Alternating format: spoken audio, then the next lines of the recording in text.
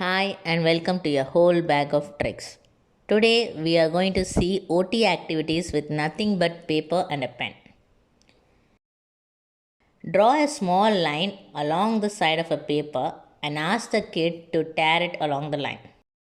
Drawing the line along the corner of a paper makes it easier for the kid to handle the paper and tear it with ease.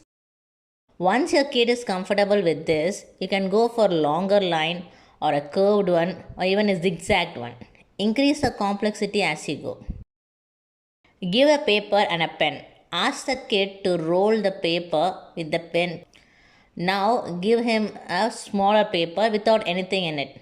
Ask him to roll it the same way. To increase the complexity, increase the size of the paper. All these activities are good for fine motor movement, hand-eye coordination, concentration and so on. Cut some strips of paper and draw a zigzag line on a paper. Make the kid place the strips along the drawn line. If you want to start simple, go for a straight line and then move on to zigzag ones. Cut 2 holes in a paper. Give a strip of a paper to the kid.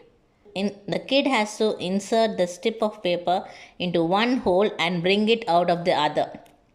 For complexity, reduce the distance between the two holes or add more number of holes for the paper. Instead of always going for stringing the beads, you can try these activities for the same benefits.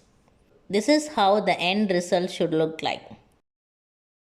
Draw a curvy line on a paper and give a pen to the kid.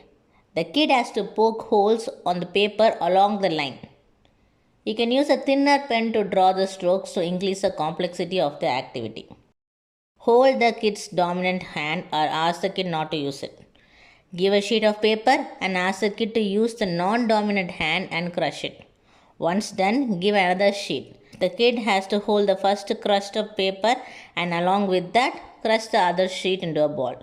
Keep on adding papers. It is a great way to strengthen the finger grip and also to let off some stress and anger. Following the last activity, ask the kid to uncrush or open the paper with the non-dominant hand. To make it interesting, you can also keep a small toy inside the innermost paper.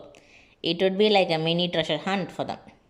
Moreover, instruct the kid not to tear open the crushed ball but instead use the fingers to unwrap it slowly. Draw a straight line and have two cards, up and down. Instead, you can also say it out loud. Give a pen to the kid. Whenever you say or show up, the kid has to keep dots over the line, above the line. When you show down, the kid has to make the dots under the line. Alternate the cards and increase the speed. It is the same concept but with out and in. This time increase the speed. It is a very fun way to increase concentration. Ask the kid to keep the dominant hand on the paper and trace it with the non-dominant hand. You can also try it the other way around.